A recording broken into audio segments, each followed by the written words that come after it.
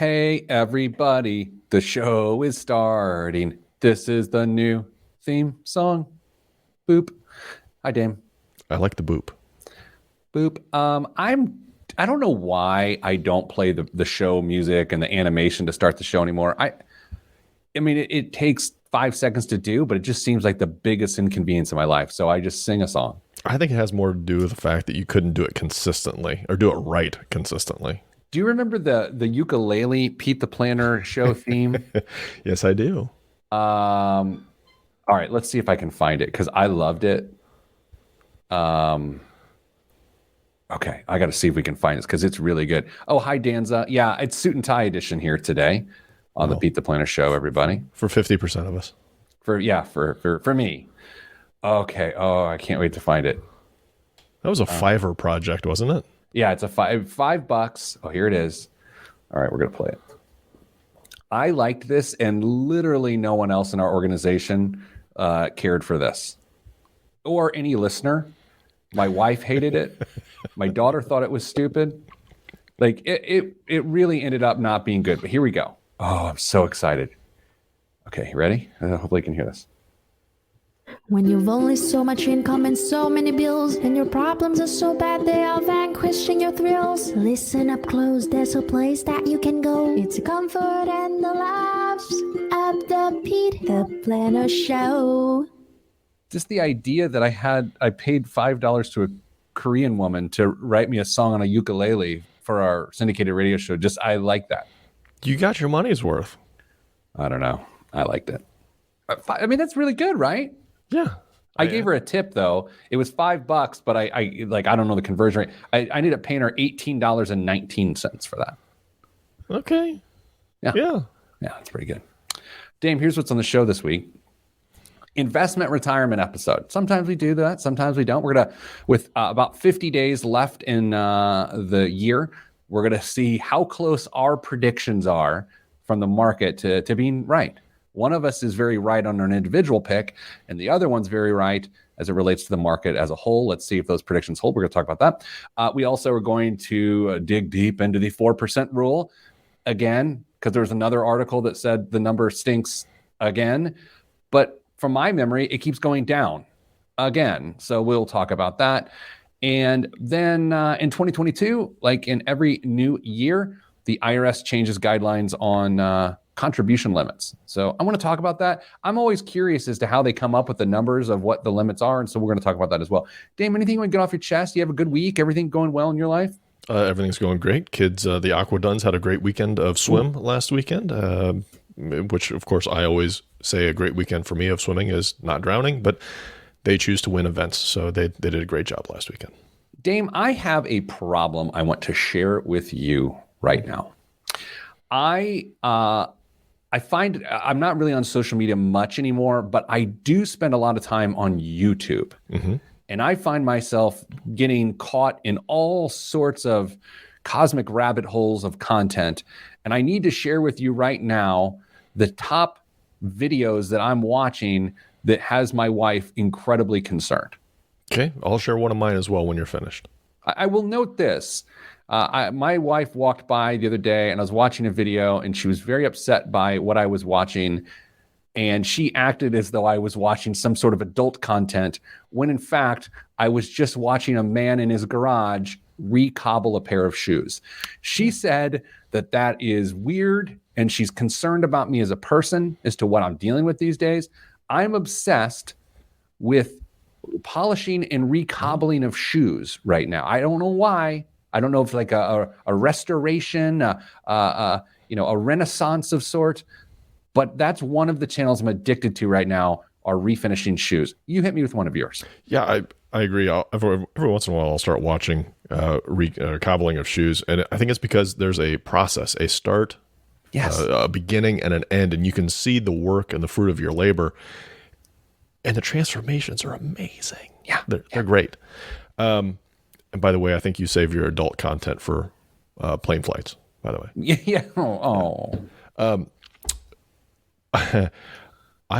I don't know how this got put into my feed, but I have found myself watching a couple of guys trim hooves on cows. I've seen that, and it grosses me out. I can't watch it. Yeah, and they patch them up and they make them healthy and they put little blocks on them, and it's amazing. They're little 10-minute videos, and I feel I knew nothing about it to start, and like 2 minutes into a video now, I can say like, oh, that's gonna need a block, and just move on. I'm almost an expert. All right, let's go tit for tat on weird videos that we watch on YouTube. Next for me, and this is sort of a classic, I watch high-end cleaning companies clean very soiled rugs. Okay. I mean, again, it's a process thing. You start off with something that is absolutely destroyed, and you put a little bit of time and effort and a little bit of know-how and specialty knowledge, gumption, a lot of steam, a lot of chemicals sometimes. Yeah, and they come out and just bright and vibrant, and you feel good about yourself. I do watch a lot of cocktail making videos. There's this guy named Anders Ericsson. He's a bartender in Chicago, and he's got this quirky little channel, Anders Ericsson, that I enjoy. All right, let's move on with the show. I told you before the show started, Dame, I have no time for this. Yes. And you said that's probably really endearing to our audience. Every week you tell them that you have no time for them. And I said, I think they like it. It's playing a little hard to get. I need to go pay my mortgage in person, so I got to go. You know what I mean? Everything is okay now. They all understand. All right, in 3, 2, 1. This week on the Pete the Planner Show, we answer your money questions. Here's how the show works. You email us, askpete@petetheplanner.com. That's askpete@petetheplanner.com. And occasionally we'll answer those questions. When I say we, I mean me and Mr. Dunn, Damian Dunn, Vice President of Advice at Your Moneyline and Hey Money. Hello, Dame. Hello, Pete. Every once in a while, when I describe you in a business setting, I make note that we are not related, despite the fact that we share a look, we share a surname, and people are either amused by it or don't believe me. This week, I share that information, and a person chuckled. They said, that's great. And I was amused by that. Well, I appreciate that people enjoy the fact that we could be related, maybe even should be related, but we certainly are not. Dame, this week on the show, it's a retirement investment episode for no other reason, because this is what's interested me this week. There was an article we're going to talk about today about how the 4% rule is no longer a good rule. We'll give you some context around that here shortly. We're going to do a 50-day left in the year market prediction review. 50 days left in the year market prediction review. And then we are going to talk about the IRS contribution limits and various retirement and health savings vehicles that they've set for 2022. And if you're thinking to yourself, Dame, wow, that's incredibly interesting. It's not, but we will make it that way because that's how the show works. Dame, I'm going to get co-host pick. You tell me of those 3 segments I just gave you. I want you to just be a choose your own adventure with Pete. Which segment would you like to start with? 4%, please. 4% rule. Dame, one of the weird things about saving money into a retirement plan for 45 years is that you find yourself perpetually in this, what we call the accumulation phase. You're just putting money away. You're putting money away, and you don't really think about the distribution phase of like, how do you get the money out? And you know, if you're doing that consistently, it's hard to stay focused. It's hard to figure out why exactly you're doing it. So years ago, someone came up with this idea that you should calculate how much income your nest egg will generate by multiplying your nest egg by 4%. And if you do that, that will tell you how much income on an annual basis you can safely withdraw from your nest egg without the fear of running out of money. Do you feel like I described that in a reasonable way? Yeah, the thought being that the gains on average in your portfolio are going to greatly increase higher than the 4%. And so 4% should be safe, give you a nice little cushion with some inflation, and you'll be able to keep that nest egg safe and secure, and you'll have plenty of money until you move on to post-retirement. Every few years, people like to dig in to see how valid is the 4% rule. And it was always meant as a broad stroke rule of thumb. It was never meant to set all of your financial planning around it. But that being said, lots of people have set their financial planning around that. A few years ago, I saw it reduced down to 3.8%. And this past week, Morningstar published a paper suggesting the new accurate withdrawal rate really should be 3.3%. So, Dane, we're going to do something that I love to do here on the show. We do it all the time, and that is Math on the radio. Yay! I've had a lot of caffeine today. Can you tell? Yeah, you're doing well.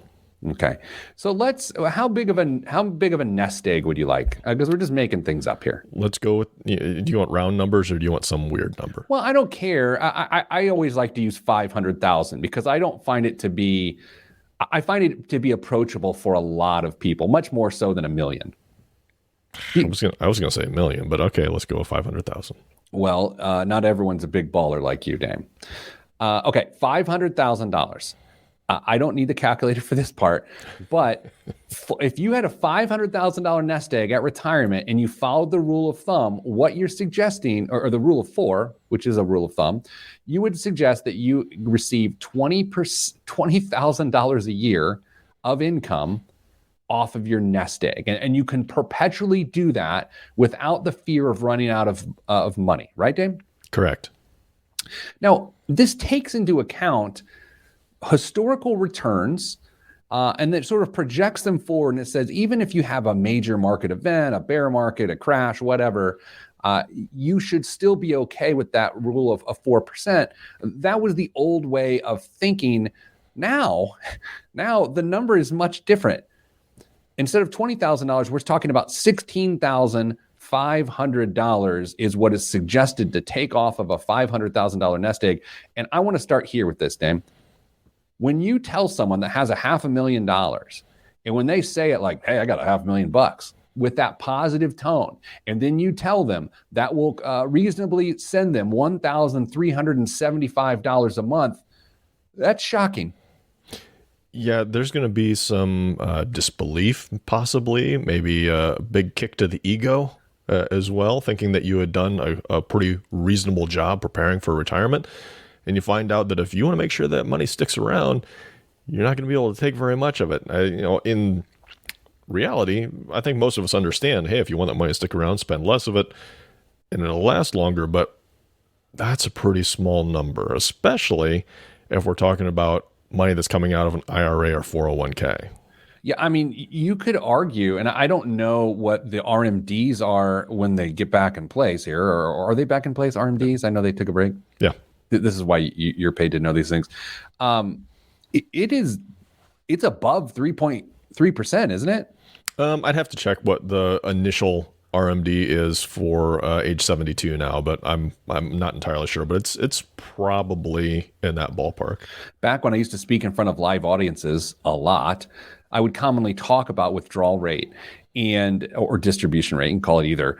And I would always ask the audience, if you had $500,000 and it was your nest egg and you needed to generate a stream of income off of that, what do you think you can reasonably generate from a dollar standpoint? And Dame, do you know what the most common answer was off of $500,000? Are you talking monthly or annually? Annually.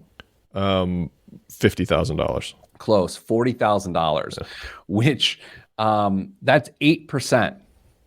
That's 8%. That's a problem. Yeah. That is a huge problem. On a 30-year retirement, in a 60-40 portfolio, 60% stocks, 40% bonds, if you took an 8% withdrawal rate, you have an 8% chance of having any money left at all after 30 years. And that is bad retirement planning. Well, the problem is that you didn't put any of that money in Bitcoin, Pete. Oh, my gosh. Oh, I want to tell you a story that I haven't told you this week because I've been too busy to tell you a really frustrating story. And I definitely cannot tell you this one on the air. Thanks, everybody. Yeah, sorry. Okay, so I think if more people calculated a proper withdrawal rate in conjunction with what their nest egg is at the midpoint of their career, and they said, hey, this is what I'm projected to have, how does this sit with me? I think you'd have people get on their horse a little faster, so to speak, as it relates to contributing money to retirement. Yeah, if you look at that projection in the midpoint of your retirement or earlier, and then you start to take into account taxes, inflation, lower market returns, which is widely assumed to be in our future, lower market returns, that number gets really small, but the number you have to contribute gets significantly bigger. That's so true, right? And the other factor in this too is, you mentioned taxes, making decisions around Roth IRA and Roth 401ks versus traditional 401ks and traditional IRAs. Of course, coming up in a moment, we're going to talk more about that. But Dame, the new number, everybody, 3.3%. You know, the rule of 3.3, as they call it. Larry Bird rule. Oh, lovely. All right, coming up after the break, we are going to talk about the IRS limits for 2022. Do you love them? Do you hate them? Who actually sets them? Because they're a little bit wacky. All that is next right here on the Pete the Planner Show. I'm Pete the Planner. This story, I have to tell you, I haven't told anyone the story. Oz was part of the story. Brian Pinkins, hello. I hope you're still enjoying us here on Facebook Live. Good to see you, my friend. Dame, it was a nightmare. I can't tell you too much. I will say this. Oh boy, how do I say this? I want to tell you something. As someone who's in front of people live in some capacity, virtual or in an audience, in front of an audience, a lot, thousands of times, honestly. Mm-hmm. There's 2 times in my life I've almost lost it and burnt down the whole thing and said, I'm done. Like stomped off stage or pulled the plug out of my computer. One of them happened this week. How did we? I can't tell you anything about it publicly. So now I'm upset you didn't tell me about this earlier. Because it was so upsetting. I can't do it. It's fine. It's an amazing story. It's an amazing story that everyone on here would love more than candy. You're going to die when I tell you. Because here's what's going to happen. When we conclude the show, I got to put it in the system so they distribute it to different radio stations. I got to get in my car to drive to my bank to pay my mortgage. And I have a meeting after that. I'm going to call you in the car when I'm in the car via hands-free device, and I'm going to tell you the story. And you are going to cackle. Is this going to pump you up for your afternoon, or is it going to? No, it might bring me down. So I kind of don't want to tell you. You know what? We're having a reunion next week where all of our people from all over the country come in town. We spend some time together, maybe have a soda pop or two. Maybe I'll tell you the story then. I can't believe I just story blocked myself. Brian Pinkins, my man, says the age 72 RMD will be 3.65 with the changes to life expectancy for 2022. There you go. Big Pink, he knows. Thanks, man. All right. By the way, and this is strangely specific. Brian, I'm going to take that Tuesday live on Tuesday at Coach's Downtown. Mutual friend of ours. Dame, are you coming with, or are you going to be going home? Yeah, I need to. I'm taking the whole team to a hip-hop DJ set on Tuesday night. Be there. I was going to say be square, but I am square, so go figure. Be there and be square. Yes. Okay. Are we ready to go? You tell me. Did my screen just shrink? Is it cold? I don't. Well done. Okay. In 3. Oh, what are we doing? IRS contributions. 3, 2, 1. Back on the Pete the Planner Show, suit and tie caffeine edition of the show.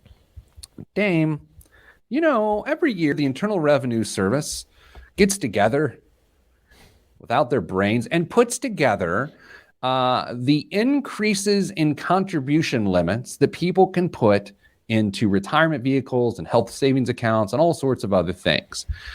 And what is shocking about this every year is how predictable they are when it comes to increasing the amount of money that people can put away in a tax-sensitive way.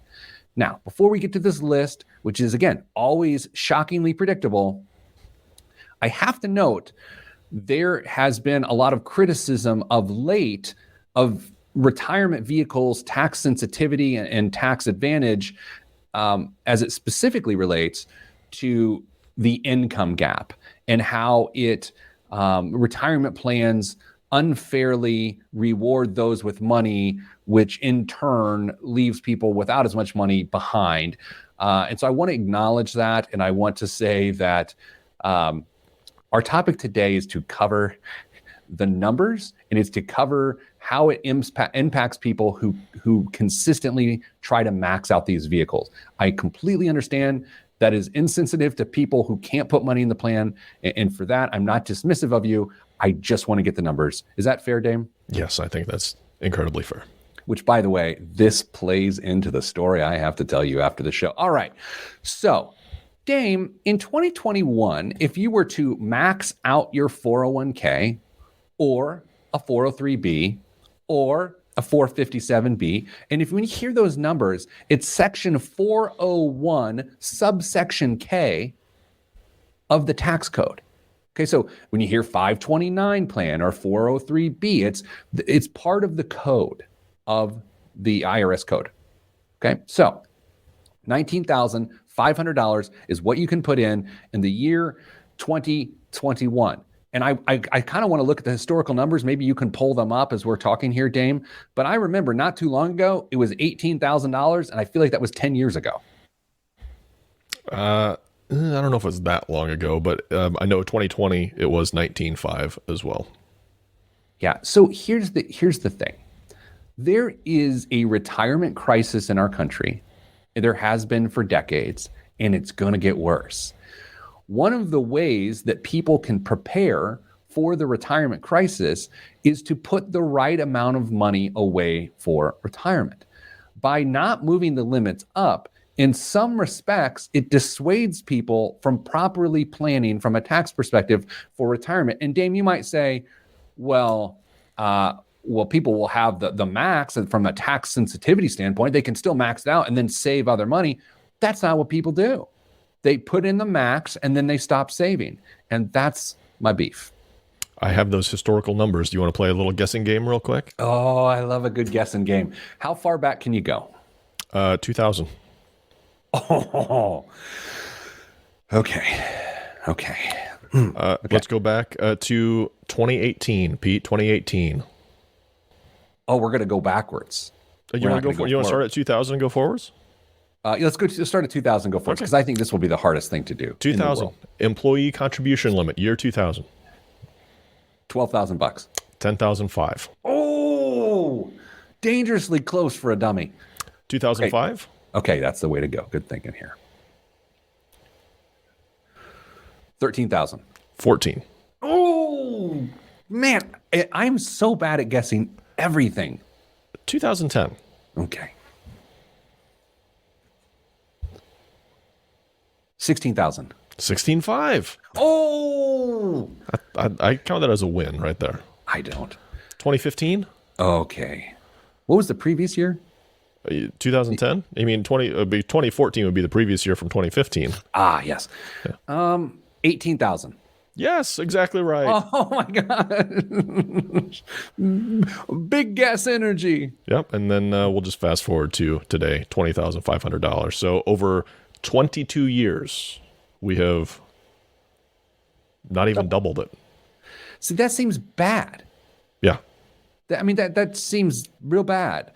And so in 2022, the number, it actually went up 1,000 bones. 20,500 is the max you can put into your 401k if you're 49 years old or younger. The catch-up contribution, meaning, and that's catch up, not ketchup or catsup for that matter. Isn't that always weird? Yes. I don't even get it. Yeah. Like, who does that? I don't know. I don't trust anyone that's like, oh yeah, it's homemade catsup. And it's like, get out of here. No. Anyway, if you're 50 years old or older, you can put an additional $6,500 in your 401k or 403b or 457. And that limit did not change. So in 2021, it was 6,500 and it's 6,500 in 2022. You want to talk some really weird stuff about the history of catch-up contributions? I do. 2002, first year it was implemented. The standard employee contribution limit was $11,000.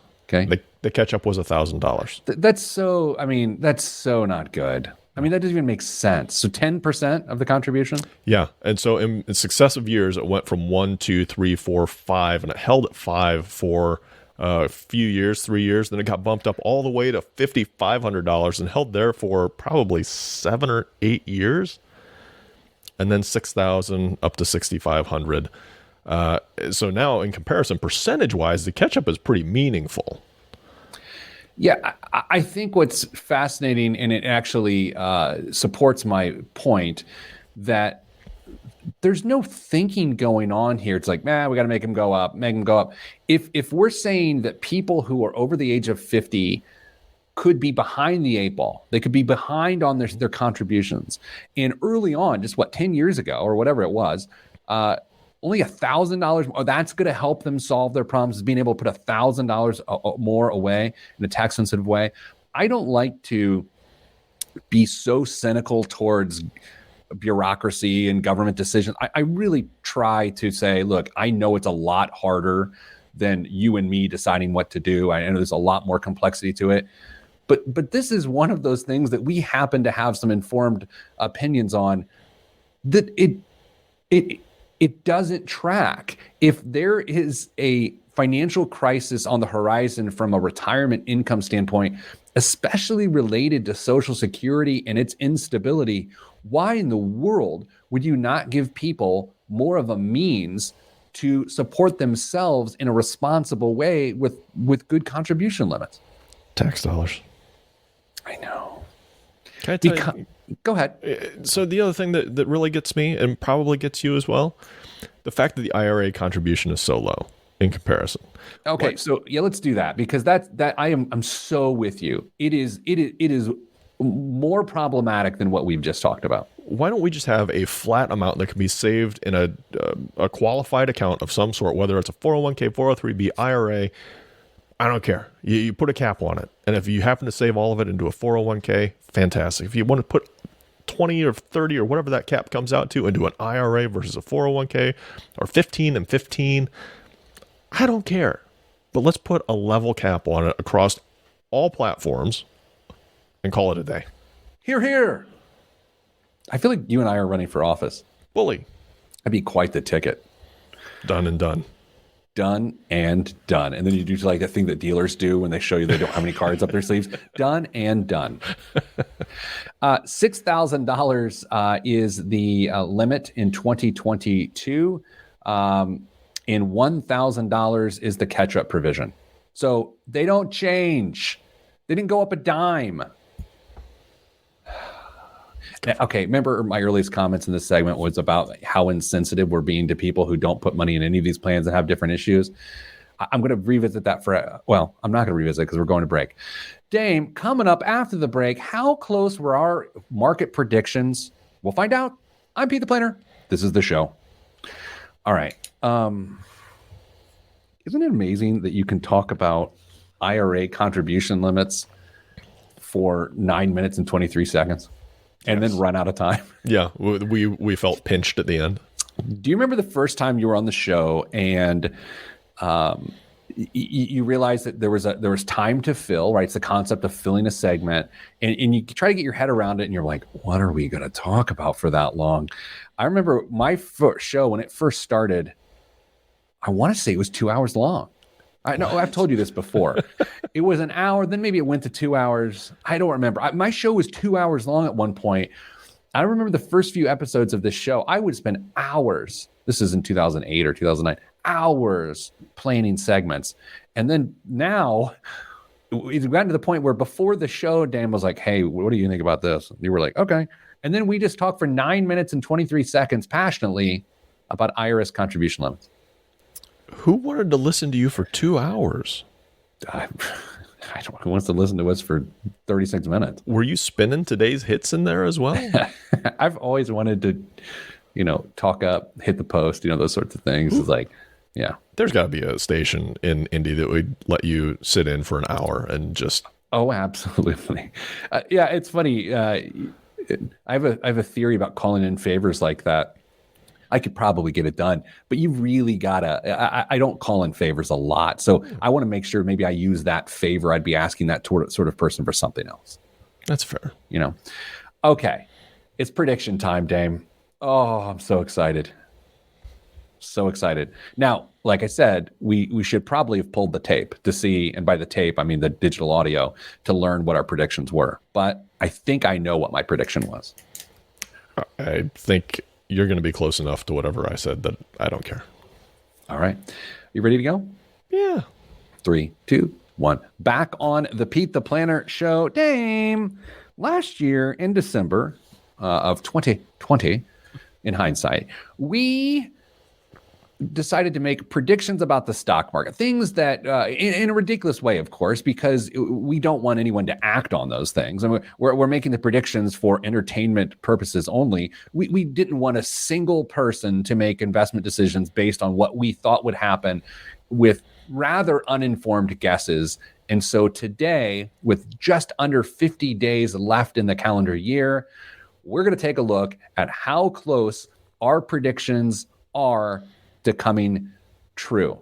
Okay, let's start with the broad market, the S&P 500. It's not that broad, but we're going to start with a market index.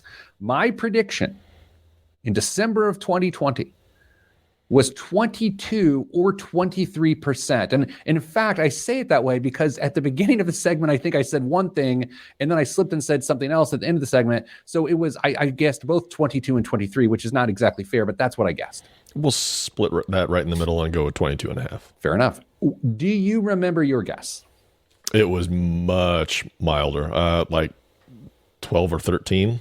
I feel like you said 11. That's possible. Yeah, I feel like you said 11. You know what's funny? Occasionally, I'll do live streaming events with financial advisors around the country for like their webinars and whatever.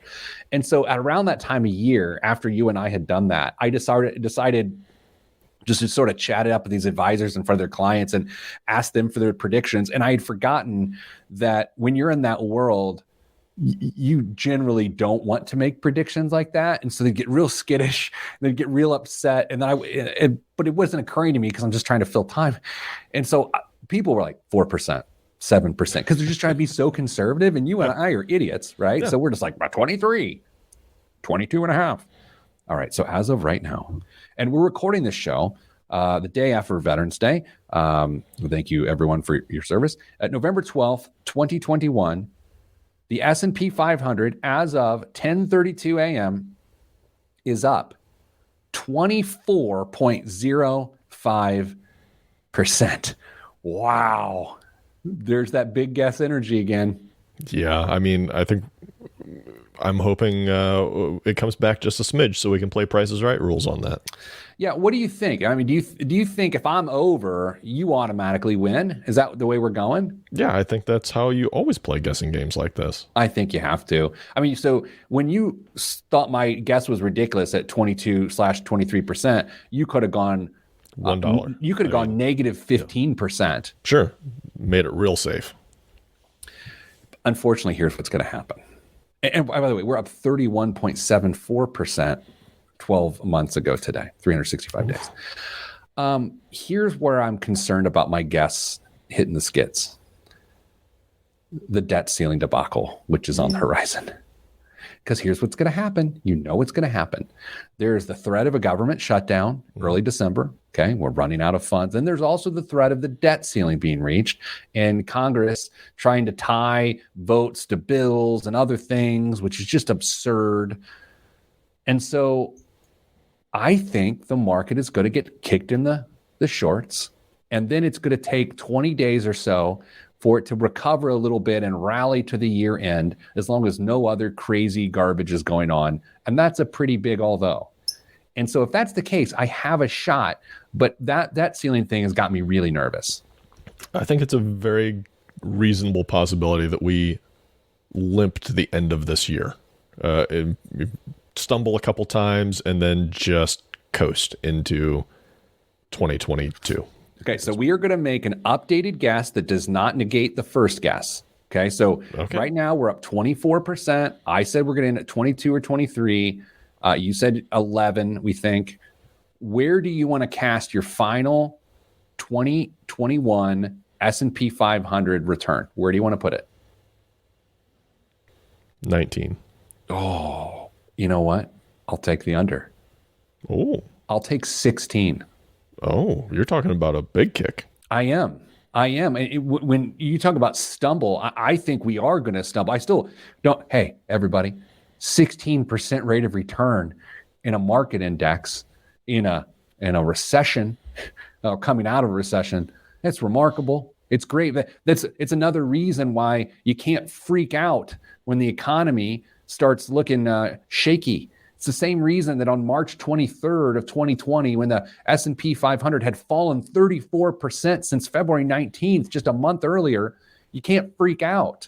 Why?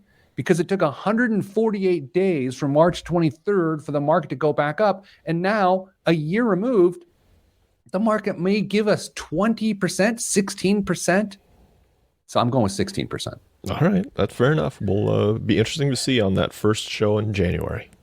Okay, so then we made some other guesses. Mm-hmm. You picked your equity of the year, and you did not want a single person to invest in it. Mm-hmm. Can I ask you, did you invest in it? Mm-hmm.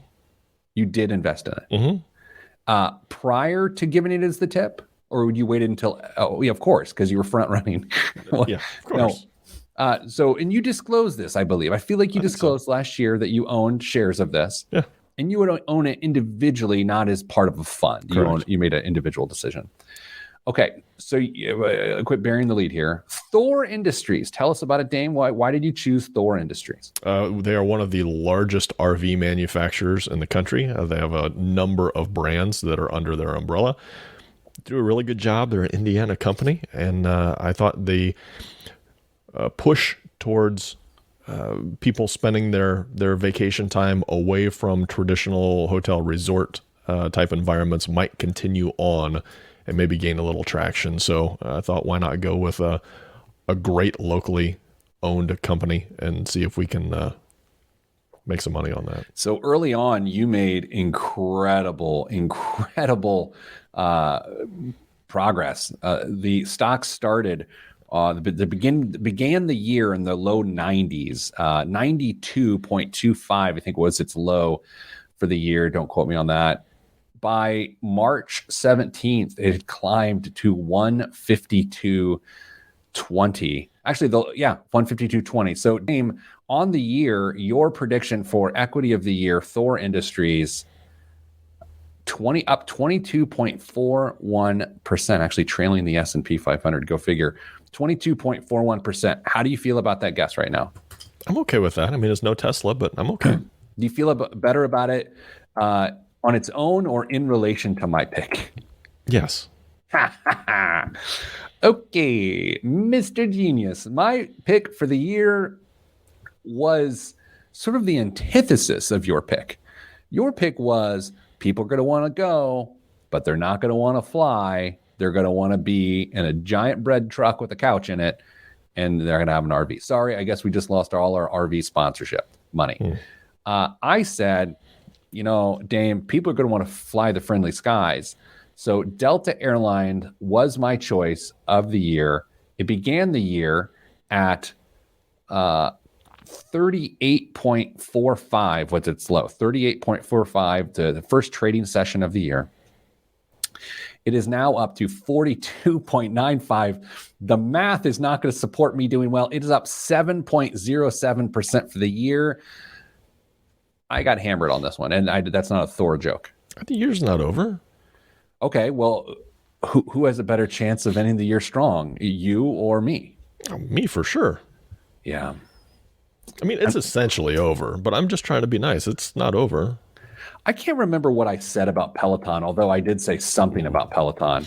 Yeah. It has gotten absolutely destroyed. Yeah. I mean, wrecked. It is down for the year because that was, of course, it's like Zoom. It's like a hot stock during when people can't go and do anything. It is down. I can't even find it. A lot.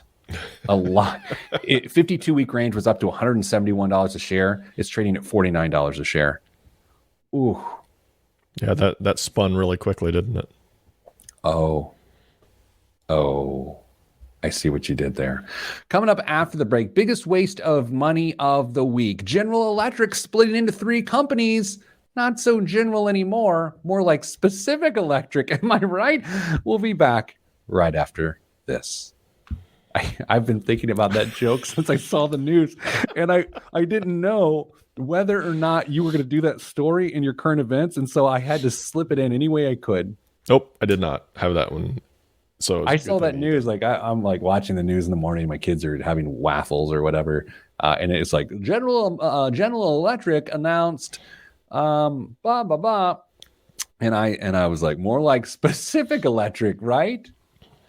Oh, Jim Broom says, would Damien ever be open to being a guest on the Stacking Benjamin show? Yeah, you want to be on the Stacking Benjamin show? Sure. Jim just asked. Is Jim in a position to make that happen? Yeah, Jim, are you in a position to make that happen? Or is he just saying, hey, I think Damien would be a decent fit for Stacking Benjamin? Joe, the host of Stacking Benjamins, is a wonderful man. Wonderful I've never met man. him. Never You talked to him. haven't? I haven't. He looks like us. I know. I love Joe, and what occasionally, and I don't mean occasionally he's funnier than me. That's not where I'm going with it. Occasionally, I listen to him and I think, God, he's a better version of me than me. Like he's just a much better. It is frustrating, but I'm happy for him. There's more than enough to go around Oh, yeah. for bald white guys that look exactly like Dame Joe and I. Good Lord. Okay. You'd be good on his show. I don't know if he still does it. Money with Friends. They have various guests and whatnot on there. You'd be good on that. Is that the piece where they read stories and just kind of talk about them? Yeah, it's your wheelhouse. Yeah. Okay. You ready for biggest waste of money of the week? Yeah. Bigger question is, am I ready for the biggest waste of money of the week? I hope so. Okay. Are you going to have to look for something? 3, 2, 1. This week's biggest waste of money of the week right here on the Pete the Planner show is the Baccarat times Pokemon times Fragment Pikachu Crystal figure. By the way, Dame, when it says X, does it mean times or does it mean plus? Like, how do you say that? X? You know, it's a combination. This A collab? A collab, yeah. Baccarat pays homage to the 25th anniversary of Pokemon with a limited Pikachu Fragment figure designed by Fragment founder Hiroshi Fujiwara. The statue stands almost 12 inches tall and features the beloved character made entirely from crystal. Its multifaceted design produces a brilliant effect and features an engraved electric logo. Only 25 pieces of the limited edition item were created, but collectors also have the option to nab a smaller crystallized Pikachu and a radiant gold mesh Pokeball. Dame, what would you pay for a 12-inch Pikachu made out of Baccarat crystal by the one and only Hiroshi Fujiwara? Arigato. Can I just buy the NFT of it and call it a day? No, you can't. It's $25,000 for this. $25,000 for a 12-inch crystal Pikachu. Now, I have to note, my son still loves Pokemon cards. They come like there's like a resurgence every once in a while. Like my nephew's played with them, and then my son like has them, and he's like, "Well, this is a Wizard Wazer," and I'm like, "Hey, man, that's not part of my culture, but I'm happy for you." And he's like, "This one's worth $300," and there's like 7 bent corners on it. And I'm like, "Bro, that's not worth $700." Are your kids? Is Thomas into the Pokemon? No. I think they might have had, I think the most cards he's ever had is like 3 or 4, and it was because somebody gave them to him, and yeah, that was it. So I thankfully dodged that bullet. And my daughter, who's in middle school, it's like some of the middle school boys are into Pokemon. Do you know that there are like tournaments that pay legit money for stuff like that? Yeah, that's 2-3 times a year. And I think you and I've discussed this recently. I'm always like, who's the sucker here? Are we the sucker? Yeah. Or are people who get paid to play Pokemon the sucker? Like who's, and not that it's a contest, but if someone's getting paid to play Pokemon and I'm working 200 hours a week wearing a cheap suit. Who's the sucker? It's me, right? Yeah. Oh my God. Yeah. So disheartening. Do you put these things on a shelf next to your little ceramic figurine? What do you do with this? Well, yeah, that is a good question. Where do you place this tchotchke? Yeah, okay. I don't want to tip my hand here, but if this were to be the gift that arrived under your Christmas tree from your employer this year, where would you place it in your home? And I want you to think about this and not come up with jokes. Where would you put something of this level of reverence? Probably in the box that it came in after I took pictures and put it on eBay. Yeah, I'm trying to think, where would I put it? It would probably go on a shelf behind my desk in my office at home, and then it would just sit there and collect dust right next to my Pike High School Hall of Fame plaque. Dane, what's in the news this week? I think it should have gone on the bookshelf behind you right now. Pete, would you like to go with a little bit of holiday type story or something a little bit more investy? Let's start with investy and then get more festive. Okay. Collectors know exactly what they want from art. More. A lot more. Starting this past Tuesday, the world's chief auction houses, Sotheby's, Christie's, and a boutique house called Phillips will seek to sell at least $1.6 billion worth of art during a 2-week series of sales, setting an expectation they haven't met in the past 3 years. The houses estimate at least 15 pieces will sell for over $20 million, including examples by few guys I can't talk about or at least pronounce their names, and Van Gogh, of course. Yes. Recent discoveries such as Reggie Burroughs' Hodges are also poised to fly to records. How to tell? Last month in London, Mr. Hodges' auction debuted for the Greater Good. That's the piece. Sold for $606,000, nearly 15 times the estimate. Quote, people don't care if they have to pay $1 million for a piece that's priced to sell for $60,000, said Alex Rotter, chairman of Christie's 20/21 art departments. They're making up their own rules. Did you see that piece in the Journal this week about how millennials are shunning financial advisors because they're pretty confident they can manage their own $500,000 to $1 million easily? I did, and I thought that was really funny to assume that big investment firms are chasing millennials with $500,000. I didn't think of it that way. Yeah, so art's one of those things. I like art, but my wallet doesn't, right? I mean, I'll buy some art, a couple $100 here and there. Yeah, I as an investment or as a vanity play, not my thing. That being said, I have friends that are in the art world, do great, love it. That's their passion. But as a person who's like, where's my money go? I appreciate art, but my wallet doesn't. Have you seen those things where you can buy like fractional shares of big important paintings, and you just they have a plan on selling them down the road, and so you're in for a limited amount of time, and you either get a gain or you don't. It makes sense. I did see friend of the show, Justin Castelli. He recently has been purchasing NFTs, like he's big into NFTs, and he put an art piece that what's Carl's last name? Richards. Carl Richards, sort of he's a financial guy, financial planner, does little illustrations that are really cool. He bought fractional NFTs of that. So I know fractional investments of tangible and digitally tangible things are a thing. Yeah. In her 39 years of booking Santas for holiday events, Susan Mesko says she hasn't had a year like this one. Is this good or bad? Okay, guessing game? Sure. Is it hard to find Santas or is it easy to find Santas? Is that what I'm looking to try to guess here? Sure. I think it's difficult to find a good Santa these days. Mrs. Mesko has worked late nights and early mornings since September, fielding calls on an average of 8 minutes from clients desperate to secure a jolly, bearded man in a red suit for their holiday event. Never before, not even in the Christmas party boom of the 80s, has she had to turn customers away. Pete, if you had to guess. Oh, I love to guess. Hourly wages for a good Santa. Okay. Big cities, not some little rural Indiana town. Big cities. $100 an hour. They will range between $175 and $300 an hour. What am I doing? I need to eat some pudding and grow a beard. I mean, how do you feel about letting kids sit on your lap for $300 an hour, Pete? Well, it's funny you ask, Dame. It's Santa. Dame, have you been a good don this year?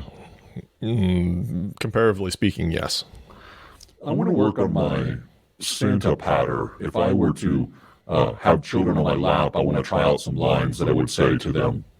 And so you just evaluate if you would pay me $300 an hour. Okay. Oh, hello, Tyler. How's all the gaming going? Relevant, but maybe they don't get to play games. I don't know. Tyler, do you make eye contact with people when you talk to them? You engage and stay off the social media? Of course. All right, well, we'll be sure to buy you Tale of Two Cities by Charles Dickens. Well, that sucks. All right, see that I would not be a good Santa. That's the thing. For $300 though, I could come up with some. I could act interested in children in a professional way for $300. I'm glad you made that little addition there. Dame, I hope you have a great week in the coming week. I plan on it. I'm going to go leave the show and pay my mortgage in person, which is my favorite thing to do. So to everyone else, hope you have a great week. We are back next week, and then we may take a break for Thanksgiving week. I'm decided I'm supposed to take the week off, but that never happens. So anyway, it's with this I say, I'm sending you good vibes, because good vibes are all that's in the budget. I'm Pete the Planner, and this is the Pete the Planner Show. All right. I mean, jokes about my relationship with children. I think we're done here. That. People love that. Yeah, they do. All right, Dame. So here's what we're gonna do. I gotta go. I'm gonna call you in about 25 to 30 minutes, and I'm gonna tell you. Actually, no, I'm not. It will ruin my day. I'm gonna tell you next week because it'll ruin my day. Okay, I'll get so upset. You might just call Oz and ask her because. No. I want to hear it from you. Oh my God. I need her there too, because she'll be like my hype man. She'll be like, it happened. It happened. Was she there? I can't tell you anymore. Okay. She was there. She witnessed the whole thing. I should actually send you my Slack messages to her as it was happening. They're explicit. Actually, I want to look at them real quick. All right, I know where I'm look. Hey, everybody! Oh my gosh!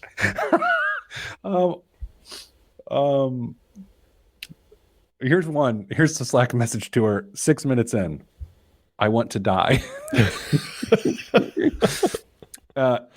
30 seconds later, I can't. I think I know. 16 minutes later, we're never doing this again. 11 minutes later, please come into my office and stab me. Yeah, that. Oh my gosh. Oh, I have to wait days to hear this story now. I walked out of my office and went out to her desk, and she had like averted her eye. Like she did nothing wrong. I mean, I don't get mad at people, but it was, oh boy. Okay, that's it. Anything you want to say to all of the listeners, Dame? No. Okay. Well, then I'll say that all needs to be said. Stay getting money.